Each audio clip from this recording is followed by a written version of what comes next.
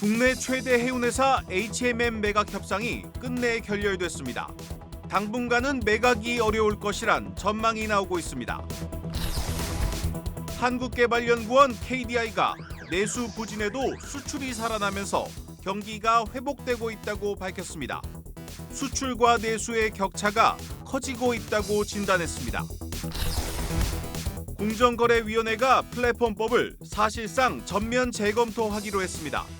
법안 폐기는 없다는 입장이지만 업계 반발에 한 발 물러섰다는 평가가 나오고 있습니다.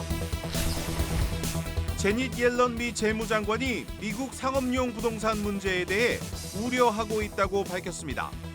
미국 은행들의 부실 리스크가 다시 커지고 있습니다.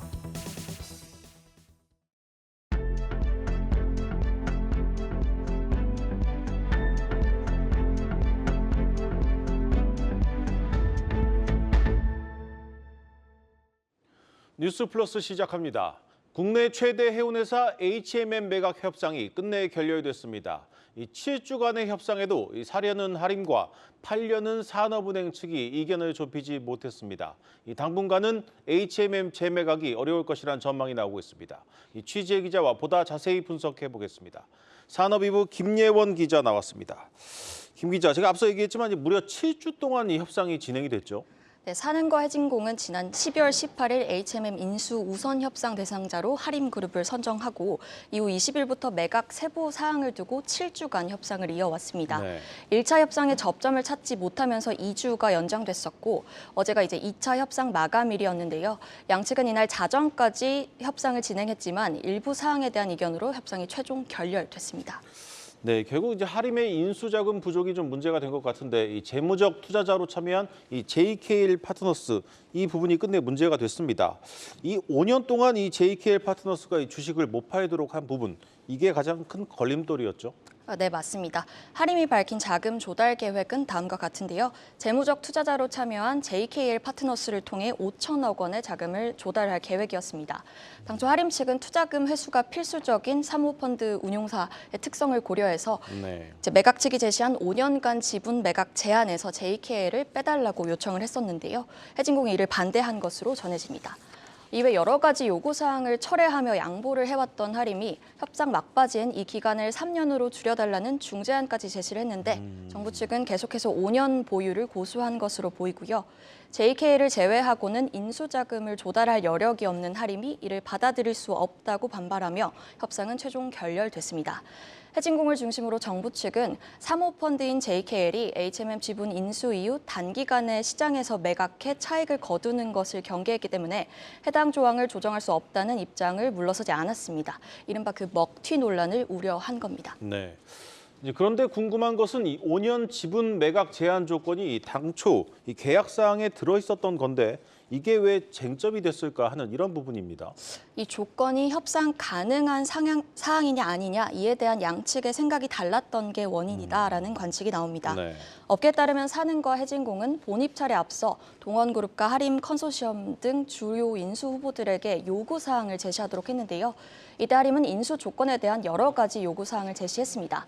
하림의 입장에서는 이런 요구사항을 제시하고 했음에도 우선 협상 대상자로 선정된 것을 토대로 본계약을 위한 협상 과정에서 몇 가지는 좀 관철시킬 수 있겠다. 어느 정도는 이러한 요구사항을 받아들여줄 수도 있겠다라고 생각을 했던 겁니다. 그런데도 이러한 요구사항이 전혀 받아들여지지 않은 거죠. 네. 그런데 이번 매각 협상에서 또 다른 매각 주체였던 해양진흥공사가 이 캐스팅 보트를 좀 쥔 것 같기도 합니다. 이 반대가 좀 강경했다고 하는데 이 산은과 이 엇박자를 낸 것도 이 매각이 불발된 한 이유다 이런 분석도 나오고 있습니다. 네, 맞습니다. 하림이 매각 결렬 이후 오늘 입장문을 낸 것에서 그런 단서를 좀 찾아볼 수 있는데요. 하림그룹은 은행과 공기업으로 구성된 매도인 간의 입장 차이가 있어 협상이 어려웠다고 지적했습니다. HMM을 가급적 좀 빨리 팔고 싶은 산은과 최소한의 안전장치를 마련하고 싶은 해진공의 입장 차이가 걸림돌이 된 겁니다. 강석훈 산흥 회장은 연내 매각을 마무리 짓겠다. 재무구조 안정화를 위해 HMM 매각이 중요하다고 줄곧 밝혀왔었죠. 산업은행은 가급적 빨리 HMM을 팔려고 했던 것이고 해운업 경쟁력을 내세운 해진공은 이번 매각에 더 신중을 좀 기한 것으로 보입니다. 네, 이제 8년 만에 HMM 민영화가 또다시 원점으로 돌아왔습니다. 지금의 해운 업황을 볼 때 당장 재매각은 어렵다 이런 관측이 좀 나오고 있네요. 네, 현재 재매각을 논하기는 좀 이른 시점인데요. 네. 사내는 이날 공식 입장을 내지는 않고 관계기관과 협의를 통해 다양한 방안을 검토할 예정이라고 밝혔고요. 해수부는 글로벌 해운동맹 재편 등 대내외 여건 자체가 불확실한 측면이 좀 많기 때문에 이런 부분을 감안할 때 재매각은 좀 신중히 봐야 한다는 입장입니다. 네. 앞서 HMM과 같은 동맹에 속한 세계 5위 독일 선사 하파그로이드가 좀 탈퇴를 선언하며 HMM 경쟁력이 좀 약화될 위기에 처했습니다. 또 해운업도 코로나 이후 다시 침체기로 좀 전환된 상황이라 재매각에 곧바로 착수하기도 좀 어려울 것이라는 분석입니다. 네, 그래도 아직까지 HMM을 인수하고 싶다는 기업은 있지 않습니까? 어떻습니까? 당초 인수전에 참여했던 동원그룹이 좀 가장 유력하게 거론이 되는데요. 네. 동원그룹은 좀 장기적으로 관심을 가지고 지켜본다는 입장이고 또 본입찰 전에 참여했었던 LX는 내부에서 특별한 이야기는 나오고 있지 않다라고 전했습니다. 또 매각이 좀 원점으로 돌아가면서 자금 여력이 있는 대기업들, 해운사 현대글로비스를 보유한 현대차그룹이나 글로벌 화물 수요가 있는 포스코그룹 등도 함께 거론이 되고 있고요. 최근에 해운사 설립을 공식화한 하나그룹도 HMM의 새로운 인수 후보로 등장했습니다. 다만 이번 매각 과정에서 나타난 경영 주도권 논란이나 HMM을 둘러싼 여러 가지 대외 변수가 심화된 점은 또 변수가 될 전망입니다. 사내는 HMM 매각 무산에 따른 후속 절차 등에 대해 조만간 입장을 밝힐 것으로 보이는데요. 조금 더 지켜봐야 할 것 같습니다. 네, 잘 들었습니다. 산업이부 김예원 기자였습니다.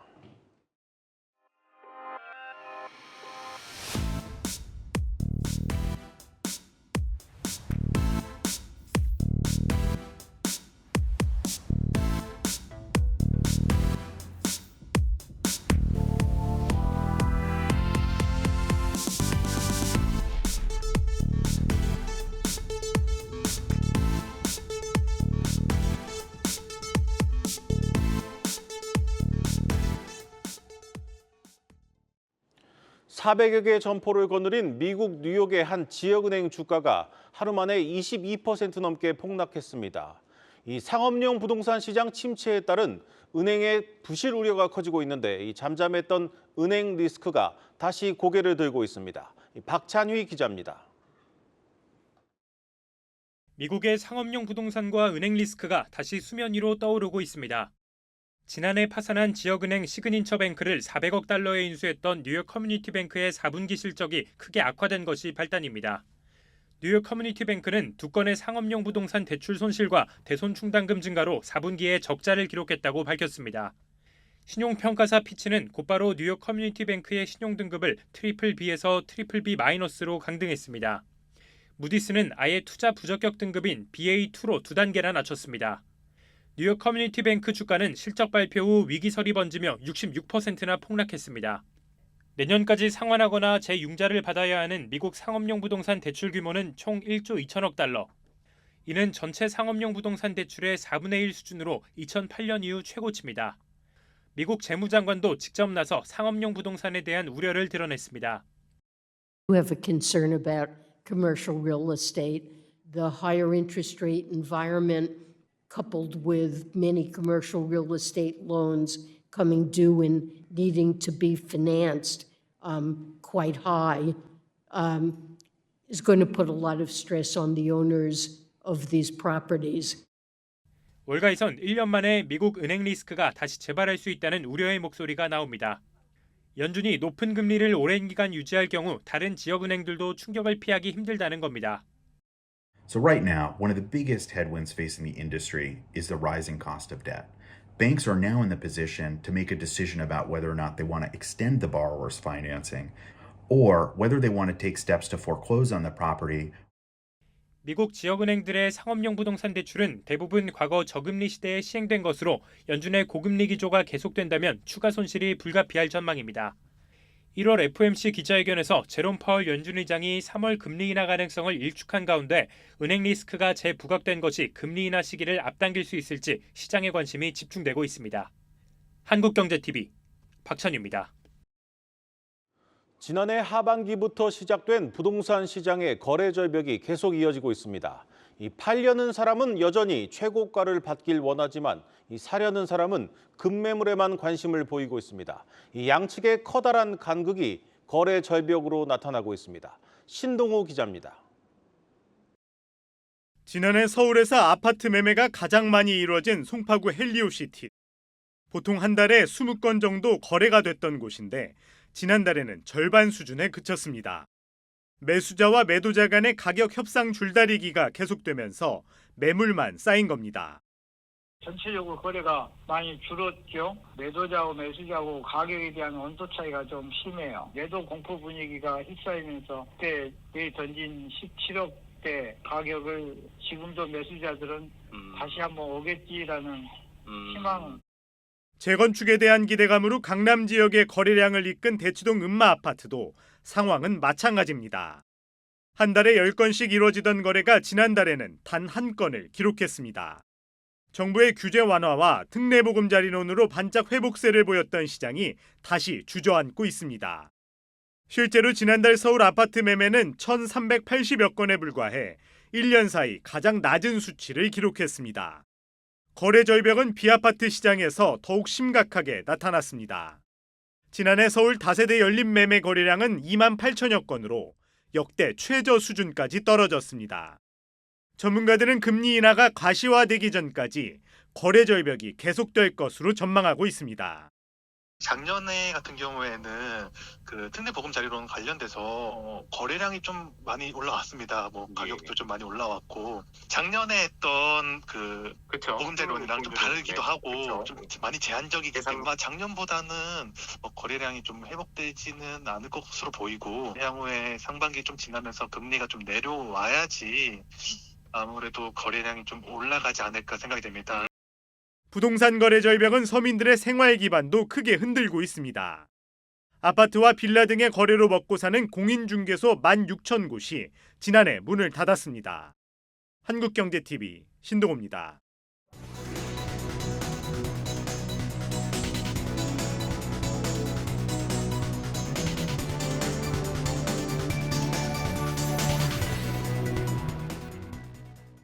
네, 마켓플러스입니다. 오늘 첫 이슈 제목은 저PBR주 매매 공방입니다. 네, 지난달부터 시작됐던 이 저PBR주 이슈가 시장에 강한 훈풍을 불어넣고 있는데요. 오늘 시장에선 이 저PBR주를 두고 개인과 외국인의 매매 공방이 벌어졌습니다. 네, 유가증권 시장에서 외국인은 5,300억 원 가까이 사들였는데 개인은 1조 원 넘게 팔아치웠습니다. 네, 어떤 종목을 사고 팔았는지 제가 한번 살펴봤더니 외국인의 순매수 상위 종목에는요. 자동차 업종 그리고 또 삼성그룹주 등 이런 저PBR 업종이 이름을 올렸는데요. 반면 개인은 외국인과 다르게 삼성그룹주 그리고 현대차, 이 삼성물산 이런 저PBR 업종을 순매도하는 양상을 보였습니다. 네, 한편 정부는 이달 말 이 밸류업 프로그램의 상세안을 발표할 예정인데요. 증권가에선 당분간 저PBR주의 강세가 지속될 수 있다고 내다봤습니다. SK증권은 현 주가는 기대감이 크게 반영돼서 부담스럽지만 이 정부의 드라이브가 강하게 걸릴 가능성이 높기 때문에 이 당분간 매도 관점으로 접근하는 것도 부담스럽다 이같이 분석했습니다. 유진투자증권은요 장기금리도 하방 경직성을 보이는 만큼 단발적 상승이 아니라 가치주 모멘텀이 유효할 것이라고 분석했습니다. 네, 다음 소식은 저PBR주만큼이나 이 시장에서 주목받았던 그룹주 소식으로 준비했습니다. 네, 코스닥 시장 이야기인데요. 바로 에코프로 그룹 이야기입니다.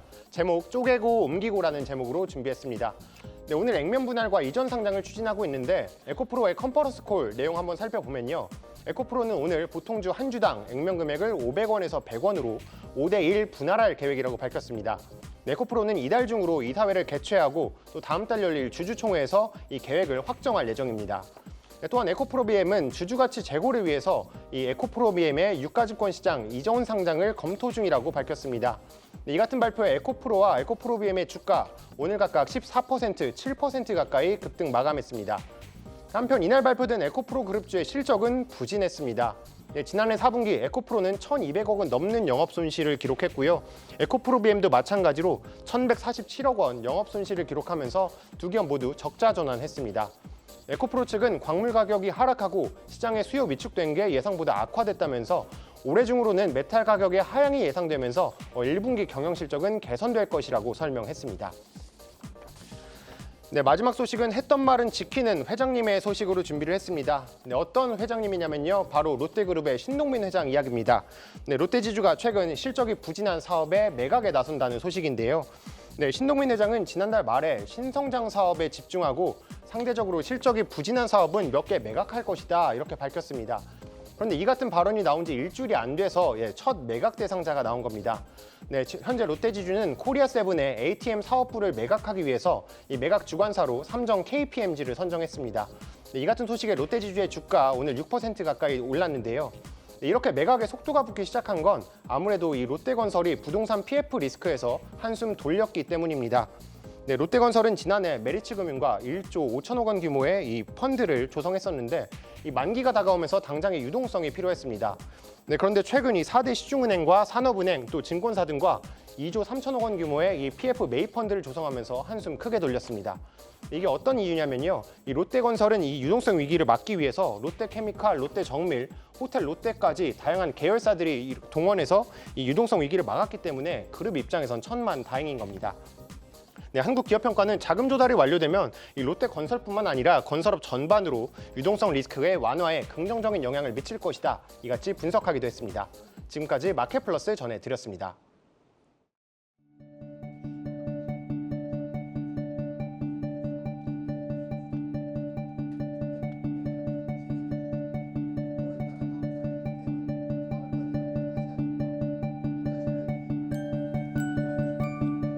법 시행 이전까지 조직, 시스템, 내부 통제 체계 등 제반 사항을 완벽히 갖추어 주시기를 부탁드리겠습니다. 만약 법 시행 이후 위법 사례가 발견되는 경우 감독 당국은 중점 검사 등을 통해서 엄중히 대처할 예정임을 말씀드리겠습니다.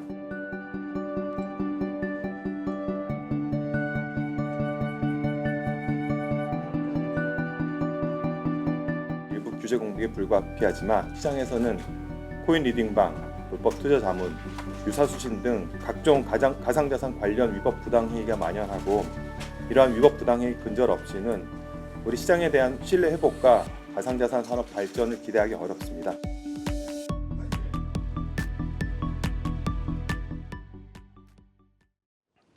부동산 리스크로 대규모 충당금을 쌓았지만 지난해 4대 금융지주의 순이익은 사상 최대 실적을 냈던 1년 전보다 단 1%만 줄었습니다. 은행 1위인 KB금융과 인터넷은행 1위인 카카오뱅크는 오히려 이익이 크게 늘었습니다. 전범진 기자입니다. 하나와 우리, KB금융지주가 차례대로 지난해 실적을 발표했습니다. 신한금융의 추정치까지 합산한 4대 금융지주의 지난해 순이익은 약 15조 1,700억 원으로 이들 모두가 최대 실적을 기록한 2022년보다 1%가량 하락했습니다. 크게 달라지지 않은 듯 보이지만 전년 대비 11% 성장한 KB를 제외하면 모두가 이익이 감소한 상황입니다. 실적 악화의 배경에는 충당금 적립이 자리 잡고 있습니다.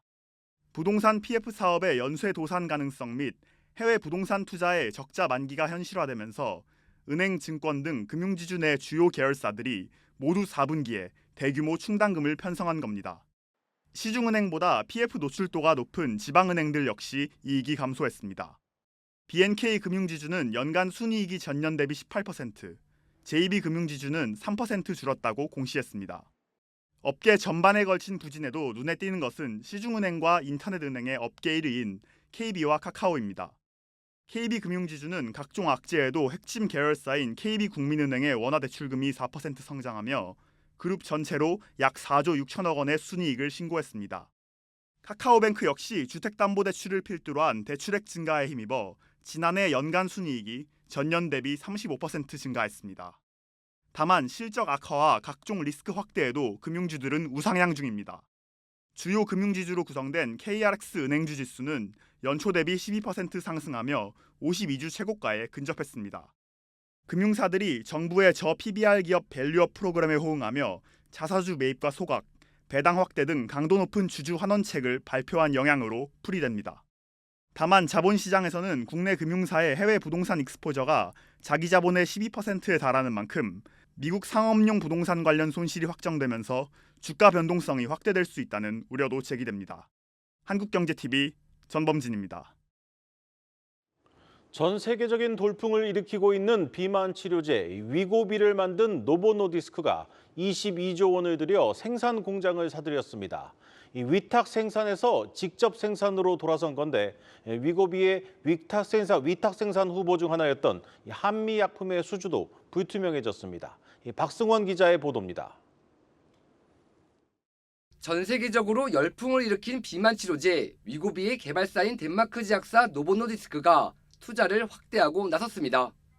최근 미국의 의약품 CDMO 업체인 캐털런트를 우리 돈 22조 원에 인수했습니다.